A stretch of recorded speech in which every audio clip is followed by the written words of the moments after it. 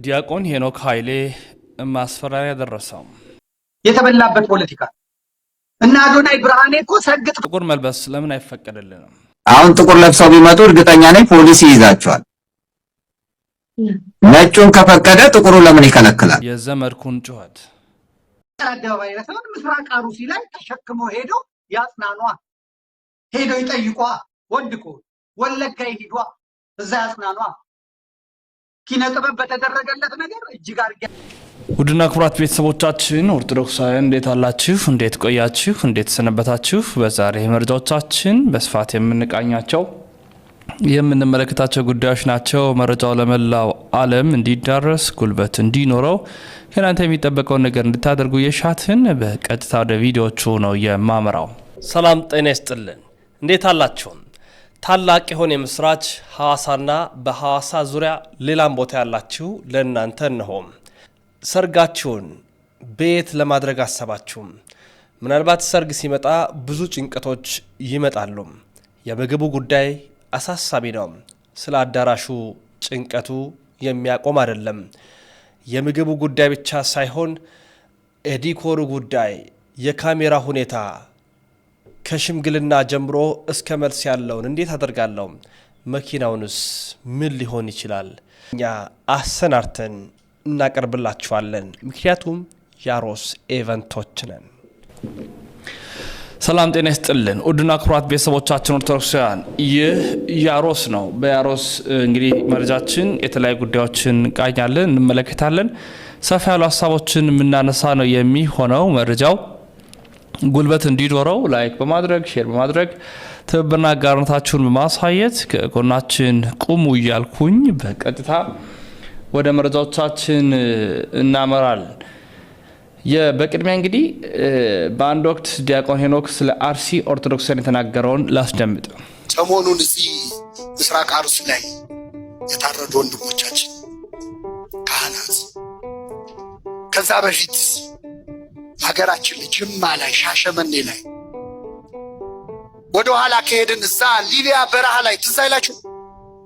ተንበርክከው አሸዋ ዳር ተንበርክከው እያየናቸው ያን ብርቱካናማ ቱታ ለብሰው እንዴት ሆኖ የሆነ መጨረሻቸው አሁንም ብርቱካናማ እንደለበሱ ናቸው። እኔ አላየኋቸውም፣ ቅዱስ ዮሐንስ ግን አያቸው። ዮሐንስ ራዕይ ምዕራፍ 6 ከቁጥር 10 ላይ ስለ ክርስቶስ መስክረው የታረዱትን ነፍሳት አየኋቸው ይላል። አምስተኛው ማህተም ሲፈታ ስለ ክርስቶስ መስክረው የሞቱትን የታረዱትን ሰማዕታት አየኋቸዋል፣ አይቷቸዋል። የሊቢያዎቹን ሰማዕታት ዮሐንስ አይቷቸዋል። የአርሲውን፣ የሻሸመኔውን፣ የጅማውን፣ ግብፅ የታረዱትን፣ ኢራቅ ውስጥ፣ ሊባኖስ ውስጥ የታረዱትን ክርስቲያኖች ዮሐንስ አያቸው። አቤቱ የሰራዊት ጌታ እግዚአብሔር ሆይ እስከ መቼ ድረስ አትፈርድም? ደማችንስ እስከ መቼ ድረስ ይፈሳል? እስከ መቼ አትበቀልም ሲሉ አየኋቸው። ከሞቱ በኋላ የታረዱ ናቸው፣ ሞተዋል። ጠየቁ፣ የሰራዊት ጌታ ሆይ ደማችን በምድር ላይ እስከ መቼ ይፈሳል? እንደነርሱ የሚታረዱ የሌሎች ወንድሞቻቸው የሰማዕታት ቁጥር እስኪሞላ ድረስ ለጥቂት ጊዜ እንዲያርፉ ተባለላቸው። ለምን ጊዜ? እስቲ ትንሽ አረፍ በል የሚባል ሰው የሞተ ሰው ነው? የቆመ ሰው ነው? ትንሽ አረፍ በሉ ተባሉ። ሰማይ ቤት እንደ ቅድስት አርሴማ የማይሰሙ የማይለሙ የሚመስለው ሰው እንዴት አይነት አስተሳሰብ! ምድር ላይ መኖር የተሻለ የሚመስለው ሰው ሰማይ ላይ ያሉ በቃ ምንም አይሰሙም ብሎ ኤክስተሲ ምናምን የሚባል ቲዮሪ አምጥተው እነ ሉተር ሀገሩን በጠበጡት። አይሰሙም አይለሙም ብለው እንዴት ነው የማይሰሙት? እዚህም ሰምተዋል። እንኳን ከክርስቶስ አጠገቦ ነው ሰሙ። ቆይ ትንሽ አረፍ በሉ አላቸው። አረፋ። ለጥቂት ጊዜ እረፉ ተባሉ። ነጭ ልብስም ተሰጣቸው ይላል። ክብር ምስጋና ይድረሰው አምላካችን። ምን ተሰጣቸው?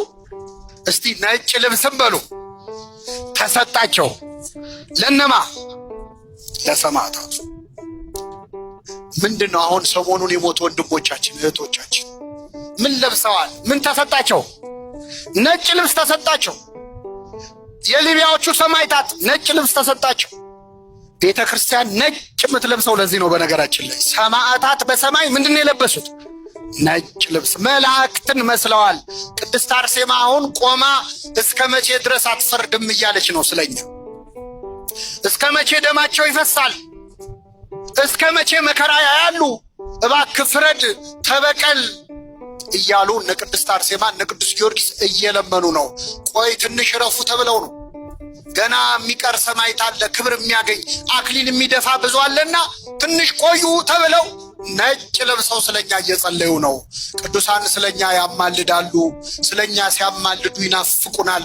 ቅድስት አርሴማ ትናፍቃችኋለች። ክርስቲያኖች በናፍቆት ነው የምታስበን። እዚህ ቆሞ መቅደሷን ከቦ እየጸለየ ያለውን ሰው እስከ መቼ አትፈርድለትም ብላ ክርስቶስ ዲያቆን ሄኖክ ኃይሌ በአንድ ወቅት በምስራቅ አርሲ ኦርቶዶክሳውያን ላይ የተላለፈውን ሀሳብ አንስተው ያስተላለፉት መልእክት አስተምህሮ ነው። እንግዲህ ደስ የሚያሰኝ መልእክት ነው። ርዕሰ ሊቃውንት አባ ገብረ ኪዳን ከዚህ ከታቦትና ከታቦት ከወጣ በኋላ የሚደረገው አውድ ጋር የተገናኘውን እኔ በግል የምቀበለው እሳቸውም ደግሞ በጣም አዝሮ የተናገሩበትን ቪዲዮ ላጋራላችሁ፣ ተከታትለን እንመለሳለን። ከተማ ታቦት ሲወጣ ችግር ነው፣ ገዳም ጥሩ ነው። ይኸው ቶሎ ነው ዘወር ብለን የደረስነው። ከተማ ዝም ብሎ በቃ መዋል ይሄ ተገቢ አይደለም። የወንጌል እንዲያውም ጠላት ነው ይሄ። የእውነቴን ነው። ከተማ ዝም ብሎ እዚያው እየረገጠው እዚያ ወጣቱ እየገረገረ ማለት ነው። እየገረገረ አንድ ጊዜ ለመዞር አንድ ሰዓት፣ ሁለት ጊዜ ለመዞር ሌላ ሰዓት፣ ሶስት ጊዜ ለመዞር ሌላ ሰዓት። ከዚያ በኋላ ትምህርት ሲባል ሰዓት የለም ይባላል። ህዝቡ ሳይማር ቤቱን የመጣበት ምን እንደሆነ ሳይገባው ቤቱን የመጣበት እንደሆነ ሳይገባው ጊዮርጊስ ይሄዳል፣ ጊዮርጊስ ሳይገባው ቤቱን ሚካኤል ይሄዳል፣ ሚካኤል ሳይገባው ቤቱን ጽዮን መጥቶ ጽዮን ሳትገባው ቤቱን። ለምን ዝም ብለን እያደከደክን እዚሁ ስናጨበጭቡለት ማለት ነው። እንደዚህ ቶሎ ዘወር ብሎ ከችናት የገዳም እንዴት ጥሩ ነው እንዴ! አዎ የሚያጨበጭበው በዚህ ስለሆነ ፊት ለፊት ስላልሆነ ሸጋ ነው። መስመሩን ጠብቆ ነው ሁሉ። ስለዚህ ዙረው ፈረሰላቸው። አሁን ይሄ ታቦት የሚዞርበት ምክንያት መድኃኔ ዓለም ኢያሱ ማለት ምን ማለት ነው? የቃሉ ትርጉም መድኃኒት። ኢያሱ ማለት ምን ማለት ነው? ንገሩ እንጂ።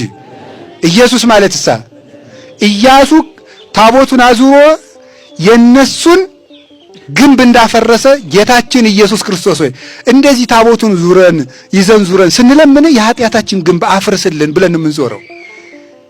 ወደ ቂቀ ጽዮን ይትፌስሑ ይታሰቡ በንጉሶሙ። የእስራኤል የጽዮን ልጆች እስራኤል ታቦተ ጽዮንን ይዘው ዙረው በንጉሳቸው በእግዚአብሔር ግንብ ተሰብሮላቸው ደስ ይላቸዋል። እኛንም ደስ የሚለን ነገር ይስጠን። እንዲህ እያሉ ካህን ሲሞት ካህን እየተተካ ካህን ሲሞት ካህን እየተተካ ካህን ሲሞት ካህን እየተተካ ከማን ደረሱ ብትሉኝ ኤሊ ከሚባል ሰው ደረሱ። ኤሊ የሚባል ሊቀ ካህናት ከነሱ ዘመን ደረሱ። ታቦተ ጽዮን እስከ ዛሬ ድረስ በድንኳን ናት። እዚያ ሲደርሱ ለኤሊ አፍኒን ፊናስ የሚባሉ ሁለት ልጆች አሉት። አፍኒን ፊናስ፣ እነዚህ ቄሶች ናቸው። የዛሬው በዓል ማለት ነው። አፍኒንና ፊናስ ኤሊ የሚባለው የእስራኤል ሊቀ ካህናት ልጆች ናቸው። ታሪኩን አንደኛ ሳሙኤል መጽሐፍ ቅዱስ ውስጥ ከምዕራፍ 4 ቁጥር 1 ጀምሮ ታገኙታላችሁ። የዳር ጽዮን በዓል ታሪካችንን። እነዚህ አፍኒንና ፊናስ ኤሊ ጥሩ አባት ነበር፣ ጥሩ ሊቀ ካህናት ነበር። ልጆቹን ግን ሰርቶ ቀጥቶ አላሳደጋቸውም ነበር። እንግዲህ ርዕሰ ሊቃውንት አባታችን አባ ገብረ ኪዳን የተናገሩት ነገር እውነትነት አለው፣ እውነትም ነው። እውነት ለመናገር ሀሳባቸው ይበል የሚያሰኝ ነው። እጅግ በርካታ የሆነ ኦርቶዶክሳዊ ክርስቲያን የሚታደመው እና ደግሞ ዑደት ሲደረግ በጣም ረጅም ሰዓት ነው የሚወስደው። ከዛ በኋላ ደግሞ ወረቦች አሉ። ከዛ ስብከት ሲባል ሰዓት አይኖርም። ከዛ ልመና አለ ምናምን እያለ በጣም እስከ 7 ሰዓት ምናምን ድረስ ተለምዷል። ይሄ ነገር መቅረት አለበት ብዬ አስባለሁ። እኔም እንደግል እንደ አንድ ክርስቲያን ማለት ነው። ወደ ቀጣይ መረጃችን እናምራለን። አላፋት ዝማሬ ላይ የመምህር ደረጀ ዘወይንዬ ነጋሽ ዘወይንዬ እንዲህ ይላሉ። አረንጓዴ ቢጫ ቀይ ተደርጎ ቢሆን ጥሩ ነው። ህጉ ግን አያስደርገንም። ያለው ሁኔታ አያስደርገንም። ከባድ ነው። ያለው ነባራዊ ሁኔታ እያወቀን አረንጓዴ ቢጫ ቀይ ካለበሳችሁ ማለት አይቻልም። ስብከቶችን መኖር አለባቸው። እንዲማር ወጣቱ መዘመር አለበት። ጥሩ ነው። ግን ለኔ ግሳዩን አልጠበቀም። አሁን ያለንበት ወቅት መንግስት ትኩረት ሰጥቶ የሚሞቱትን ወገኖቻችንን ሊያስቆምልን ይገባል። እንደ ቀላል እንድንረሳ ሊደረግ አይገባም። ትኩረት ልንሰጥበት ይገባል ብለን ልናስብ ነው። ሌላውን እንቶ ይሄ ፖለቲካሊ ሌላ ትርጉሞች ምናምን የሚለውን ትተን ወቅቱ ያ ነው። ስለዚህ አሁን ጥቁር ለብሰው ቢመጡ እርግጠኛ ነኝ ፖሊስ ይይዛቸዋል። ነጩን ከፈቀደ ጥቁሩ ለምን ይከለክላል? ለምን ይከለክላል? የፈለገውን የመልበስ መብት ካለው ነጭ የመልበስ መብት ካለው ጥቁሩም የመልበስ መብት አለው። አይደለም እንደዚህ ቤተክርስቲያን እንኳን ያኔ ጥቁር ልበሱ ብላ አውጃ ሰው አልታሰረም፣ ከስራ አልተፈናቀለም የቤተክርስቲያንን ቃል ሰምቶ። ስለዚህ አሁን ያለንበት ደግሞ የበለጠ ያኔ ለስልጣናቸው ሲሉ ነው ጥቁር ያስለበሱት። አሁን ያለንበት ደግሞ በሃይማኖት ደረጃ ህዝቡ መከራ እየተቀበለ ባለበት ሰዓት ጥቁር ለብሰሽ የምታዝኝበት ነውና እኔ እያልኩ ያለው ለሁሉም ጊዜ አለው። ያለ ጊዜው የሚደረጉ ነገሮች ጥሩ አይሆኑም። ወቅቱ አይደለም። ለሁሉም ጊዜ አለው። መስቀል አደባባይ ወጥተን የምንዘምርበት ጊዜ አለው። ጃን ሜዳ ወጥተን የምንዘምርበት ጊዜ አለው። አሁን ግን ንስሐ የምንገባበት ማቅ ለብሰን አመድ ነስንሰን የምናለቅስበት ጊዜ ነው። መምህር ደረጀ ነጋሽ ዘወይንዬ ለሁሉም ጊዜ አለው በሚል ሀሳብ ነው ሰፋ ያለውን ጉዳይ ያነሱት። እንግዲህ አእላፋት ዝማሬ ላይ ያለው። ስለዚህ ከዚህ ጋር የተገናኘውን ደግሞ ቀጣዩ መረጃ እናድምጥ። ዘንድሮ የአእላፍ ዝማሬ መደረግ የለበትም። ምክንያቱም እኛ መከራ ውስጥ ነን ያለነው። መከራ ውስጥ ሆነን ጥቁር ለብሰን ማልቀስ አለብን እንጂ ነጭ ለብሰን መዘመር የለብንም። አእላፍ ዝማሬ መደረግ የለበትም ብለው ተቃውሞ የሚያነሱ ሰዎች የሚያቀርቡት ምክንያት ነው። እርግጥ ነው ያለነው መከራ ውስጥ ነው። ክርስቲያኖች የሚገደሉበት የሚሰደዱበት ወቅት ነው። ነገር ግን መከራ ውስጥ ነን ብለን ደግሞ ዝማሬ መዘመር የለበትም ማለት ደግሞ የለብንም። መዝሙር በደስታ ጊዜ ብቻ መዘመር አለብን የሚል የቤተ ክርስቲያን አስተምሮ የለም። ሐዋርያው ቅዱስ ጳውሎስና ሲላስ እስር ቤቱ እስኪናወጽ ድረስ የዘመሩት ደስታ ውስጥ ሆነው አይደለም፣ መከራ ውስጥ ነበሩ። በሰንሰለት ታስረው እስር ቤት ውስጥ ወህኒ ቤት ተጥለው ነበር። መጽሐፍ ቅዱስ ላይ አንብባችሁት ከሆነ የሰለስቱ ደቂቅ መዝሙር የሚል የመጽሐፍ ቅዱስ ክፍል አለ። ሰለስቱ ደቂቅ እሳት ውስጥ ሆነው ራሱ ምስጋና ግን አላቋረጡም ነበር።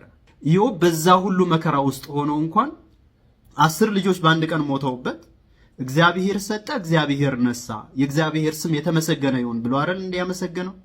እግዚአብሔር ማመስገን ያለብን እኮ በደስታ ጊዜ ብቻ አይደለም፣ በሐዘንም ጊዜ እግዚአብሔር ማመስገን አለብን። ኮንሰርት ቢዘጋጅ ለምን ኮንሰርት ይዘጋጃል ብሎ እንኳን በዚህ ልክ የሚቃወሙ አይመስለኝም አንዳንድ ሰዎች። ሐዋርያው ቅዱስ ጳውሎስ ሳታቋርጡ ጸልዩ ካለ በኋላ በሁሉም አመስግኑ ነው ያለ። እግዚአብሔር ማመስገን ያለብን በደስታችን ጊዜ ብቻ አይደለም፣ በሐዘናችንን ጊዜ ማመስገን አለብን። ሲሞላልን ብቻ ሳይሆን ሲጎልብንም፣ ስናገኝ ብቻ ሳይሆን ስናጣም እግዚአብሔር ማመስገን አለብን። እሺ በዚህ በልደት ጊዜ ነጭ ለብሰን መዘመር የለብንም ብለን ይሆናል። ከፊታችን እኮ ጥምቀት አለ። ጥምቀትን ማክበር የለብንም ነጭ ለብሰን ልንል ነው? መሆን የሌለበት ነገር እኮ ነው። በሀገራችን አንድ የሚባል ብሂል አለ። ዘመድ ቄስ እያለቀሰ ይፈታል የሚባል። አንድ ቄስ ዘመዱ ቢሞትበት በቃ ዘመድ ሞተዋልና ብሎ ከጸሎተ ፍትሃት ዞር አይልም። እያለቀሰም ቢሆን እያዘነም ቢሆን ጸሎተ ፍትሃቱ ላይ ግን ይሳተፋል። አሁን መሆን ያለበት ነገር እንደዚህ ነው። ገዳዮቻችን እንቃወማለን፣ ነገር ግን ነጭ ለብሰንም ደግሞ እንዘምራለን። ምክንያቱም ዝማሬ ምስጋና ወቅት መለየት የሌለበት ነገር ስለሆነ ማለት ነው። ራእይ ዮሐንስ ምዕራፍ 5 ላይ ተመልክታችኋል። ከመከራ ውስጥ የመጡትን እነዛ ሰማዕታት ነጭ ልብስ እኮ ነው የለበሱት። ነጭ እኮ የድል አድራጊነት ነው እንጂ የተሸናፊነት አይደለም። በጣም መገንዘብ ያለብን ነገር አእላፍ ዝማሬ ይቅር ሳይሆን በዚህ አእላፍ ዝማሬ ያሉት ችግሮች ምንድናቸው? እንዴት እንቅረፋቸው? ለወደፊቱስ እንዴት ተጋግዘን እንሂድ የሚለው ነገር ነው እንጂ እኛ ያልነካነው ነገር መደረግ የለበትም ወደሚል አስተሳሰብ ደግሞ መሄድ አይገባም። ለቅድስት ቤተክርስቲያን የሚጠቅማት ነገር አይደለም። ይህን ተቃውሞ የሚያራግቡ ሰዎች እንደ እውነቱ ከተባለ እንደው የተደፋ ውሃ እንኳን ቀና ያላደረጉ ሰዎች ከቤተክርስቲያን ሰዎች ገፍቶ ከማውጣት በስተቀር የረባ ስራ ያልሰሩ ሰዎች ደግሞ ይህን የመሰለ መልካም ነገር ሲቃወሙ እንደማየት ደግሞ የሚያሳዝን ነገር የለም። ማንኛውም እግዚአብሔር አምላክ የዛ ሰው ይበለን። እንዘምራለን። በግፍ የሚገደሉ ወገኖቻችንም ደግሞ እናስባለን። ከይቅርታ ጋር አካውንቴ ደጋግማችሁ ኮፒ ሊንክ አድርጉልኝ። ይቆያል። ደስ የሚያሰኝ ሀሳብ ነው ወንድማችን ያስተላለፈው። የሰለስቱ ደቂቅን የጳውሎስና የሲላስን የቅዱስ ኢዮብን ታሪክ እያነሳ በመከራ ውስጥ ምስጋና፣ በመከራ ውስጥ እልልታ፣ በመከራ ውስጥ እግዚአብሔርን መጥራት ምን እንደሆነ ነው በስፋት የነገረን ማለት ነው። ዘመድኩን በቀለ ጋር እንመለስ። ያው እንግዲህ አብዛኛውን የሚያነቃንቀው እሱ ስለሆነ እንዲህ ይላል። እስኪ እናድምጠው። አደባባይ ለሰውን ምስራቅ አሩሲ ላይ ተሸክሞ ሄደው ያጽናኗ፣ ሄደው ይጠይቋ፣ ወንድቆ ወለጋ ይሄዷ፣ እዛ ያጽናኗ። ኪነ ጥበብ በተደረገለት ነገር እጅግ አድርጌ አመሰግናለሁ። እኔም የበኩሌን እንድወጣ የድርሻ እንድወጣ ለኪነ ጥበብ የሚፈለግብኝ ነገር ካለ ለማድረግ ዝግጁ ነኝ። ይሄን አደረኩ ማለት ግን ይሄ ተደረገ ማለት ይሄን ተጠግቼ ይሄን ቢያጠፋ ዘመድኩን ይሄን ቢያጠፋ ምን አለበት የሚባልበት ምክንያት የለም። እቺ ፖለቲካ በደንብ አድርገን ነው የምናውቃት፣ የተበላበት ፖለቲካ እና አዶናይ ብርሃኔ እኮ ሰግጥ ፈምስ ብለው ምንድነው አዶናይ ያደረገው ስትባል 3 ዲቻ የሚባሉ ህጻናትን እየረዳ ነው። አንዲት ማንትስዬ የምትባል ልጅ ቆሎ የምትሸጥ እየረዳ ነው። ለጋሽ ሰለሞን መኪና ሊሸለሙ እያደረገ ነው። ምንድነው ጋሽ ሰለሞን መኪና የሚሸለሙት? በምን አይ የመኪና አቅራቢው ድርጅት የቲክቶክ አካውንቴን 1 ሚሊዮን ካስገባችሁልኝ እኔ ለጋሽ ሰለሞን እሰጣለሁ ብሏል። ስለዚህ የኔ አድናቂዎች እባካችሁ 1 ሚሊዮን ግቡና ለጋሽ እንትና ይሰጥ ተብሏል። ስለዚህ እኮ መኪና እንዲያገኙ አድርጓል። ከአዶናይ እኮ ጋር ሰራዊት ፍቅሬ ተገኝቷል ምናምን ለምን አገባኝ? ለምን የፈለገ አይገኝም? ምን አገባኝ? ልጁ ለምን ተሸለመ አልኩ እንዴ? አላልኩም። ልጁ ለምን ሰብስክራይበር አገኘ አልኩ እንዴ? አላልኩም። ልጁ የሚያስተላልፈው መልእክት ለትውልድ አይጠቅምም። ይሄ ደግሞ የፖለቲካ ጌም ነው። አይጠቅም። ልጁ ቅርብ ወራጅ ነው ስለ ነበረው ምንድነው ከልጁ የተማርከው ሲባል አንድ የማይጠቅስ ሰው ማለት ነው። ምን ተማርክ ከገሌ ስትባል ምንም የማይጠቅሰው እንትናን አጉርሷል። በእውነት አይጸየፍም። የሚያለቅሱ ሴቶች አይቻለሁ። እኔ ወደ ብርሃን የመጣሁት በአዶኒ ስብከት ነው። እኔ እንትን ያልኩት እንትን ነው። ይቺ ሀገር ናት እንዴ? ይቺ ኢትዮጵያ ናት እንዴ? ስንት መታሰር እያለባቸው እንዴት ወንድ በምናምን ምን አይነት ዘመን ላይ እንደደረስን እግዚአብሔር ይወቅ። እግዚአብሔር ይወቅ። ጥቀሱልኝ ወይ የጻፈው ነገር ካለ እስቲ ወይ ያስተማረው ነገር ካለ የሚታይም ነገር ካለ ስጡኝ። ሊዮ የምታቀርቡት ነገር የለም። ግን እስከነ ቢቢሲ ድረስ ነው የሚጮውለት። አይታችኋል እንግዲህ እና አልጀዚራ ለማን ናቸው የቀሩተው? ሱሃሊኛው ኬንያ ምን የቀረኝ ራስ መኪና አዘጋጅተህ ራስ ገንዘብ አዘጋጅተህ ራስ ምን ብለህ በቃ እሱን ብቻ ሸልሙልኝ ብለህ መስራት የፈለግከውን ፖለቲካ ሰርተህ ስታበቃ እዚህ መጥተህ እንደዚህ የሚባል ነገር የለም። ስለዚህ እከሌ እያጎረሰ ነው እከሌ እሱ አይሰራም። ጎጃም ላይ የተሸወዱት ምንድን ፎቶ የፎቶ ፖለቲካ እና አስረስ የማይተኩስበትን ክላሽ ይዞ መሳይ በእውነት እንደዚህ 2-3 ሰው ገብቷል። እልል በሉ። የፎቶ ፖለቲካ የተበላበት ቁም ነው የተበላበት። አብይ አህመድ ጭርቅት አድርጎ በልቶበታል። አብይ አህመድ አሁን እየጸለየ ያለው ያን ዘመን እንዴት ላምጣው አሰብ ብሎ ቢመጣ። አሁን ደግሞ አርቲስቶቹን ሰብስቦ ዳንኤል ክብረት እየሰበከ ነበር፣ እያጠመቀ ነበር። አሁን ታወላችሁ አርቲስቶቹ እንዲህ ያደረጉ፣ አርቲስቶቹ እንደዚህ ሆኑ፣ ስለ ዘምሩ። ስለ አብይ አህመድ እኮ ቲያትር ተሰርቶ አልቋል እኮ። እነ ነብዩ ባዬ ስንት ሺህ አርቲስት የተሳተፈበት ቲያትር ሰርተው በዚህ ዛት አውጥተህ ነው ማን ያይልናል? ስሙ ሞቷል። አብይ አህመድ የተበላው ቁብ ሆኗል። ምን እናድርገው ብለው እኮ ሚሊዮን በጀት የተፈጸመበት ቲያትር እኮ ተሰርቶ ቁጭ ብሏል። አሸሼ ነው አሸሼ። አብይ ከመጣልን ከመሸ አለቀ በቃ። ስብሐት ነጋን ፈቶ ዳይጥፋ ከዚህ ሲለው ኢትዮጵያኒስት የምትባለው አጠቅመኝም ብሎ ሲለው እኮ አልቋል።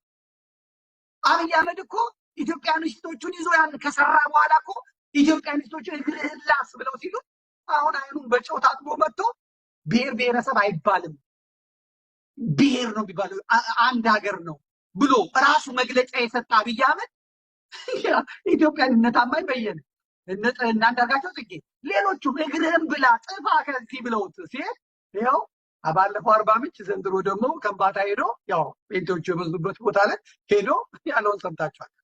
እኛ እንደ ቅማል እንዳራግፋቸው ኢትዮጵያ ወደ ሰበሰበ አይቻልም። ተበልታል በቃ አለቀ። ሁለት የመሸወድ የለም፣ ሶስት የመሸወድ የለም። አለቀ። የሚቀጥለው ዓመትም ለጅማ ነው የተሰጠው አገሩ ሰፈሩ ማለት ነው። ምክንያቱም እዛ ድረስ ከቆየ ባህር ዳር አይዘጋጅም መቼም እሱም አይሄድም። ጎንደር ያዘጋጅ አይሄድም። ደሴ አይዘጋጅም አይሄድም። ስለዚህ እዛው ሀገር ያዘጋጁልኛል። እዛው ጅማ ነው የሚዘጋጀው ብሔር ብሔረሰቦች። እሱም ኢትዮጵያ ማለቱን ትቶ ብሔር ብሔረሰብ ነው። የፎቶ ፖለቲካ ተበልቶበታል። እንደዚህ እያለቀስክ ሜካፕ አርቲስቶች እኮ አሉት። ዛሬ ያዘንክ መስለህ ይሉትና ጥቁር ቀብተውት ምናምን አድርገውት ጥቁር ልብስ አልብሰውት ብሎ ይመጣል። ትናንት ያየነው አብይ አይደል እንዲያው ድንቡጭ ቡጭ አለ ያቃዩ ያንዱ ፍትፍታል ምን ሆኖ ነው ሀዘኑ እንቅልፋቱ ይባላል። ሜካፕ አርቲስቶች ናቸው የሚሰሩ።